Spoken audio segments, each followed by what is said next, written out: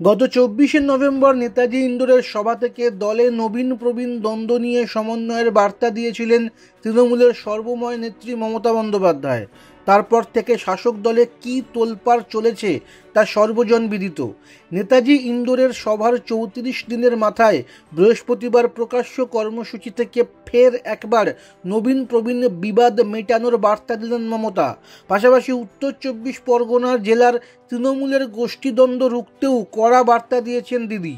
বৃহস্পতিবার উত্তর 24 পরগনার দেগঙ্গায় তৃণমূলের কর্মী সভা থেকে মমতা বলেন, সিনিয়র লিডারদের মর্যাদা দিতে হবে। এটা আমি বারবার বলছি, পুরনো চাল কিন্তু ভাতে বাড়ে আর নতুন চাল আগে বাড়ে, দুটো চালকেই আমার দরকার। গত কয়েকদিন ধরেই জগদ্দলের তৃণমূল বিধায়ক সোমনাথ শ্যাম এবং ব্যারাকপুরের সাংসদ অর্জুন সিংহের দ্বন্দ্বে শিল্পাঞ্চলের রাজনীতি উত্তপ্ত। সেই আবহে স্থানীয় স্তরে কোন্দল রুখতেও মমতা কড়া বার্তা দিয়েছেন বৃহস্পতিবারের সভা থেকে।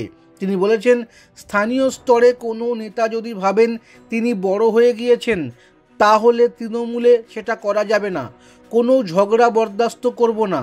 স্থানীয় ঝগড়ার জন্য যে কর্মীরা ঘরে বসে রয়েছেন তাদের ফিরিয়ে আনুন। নিজের ভালো করার জন্য তৃণমূল নয়, মানুষের ভালো করার জন্য তৃণমূল। কেউ কেউ নিজেকে কেউ কেটা ভাবছেন। দল সব বিষয়ে নজর রাখছে, আমার নজরও রয়েছে।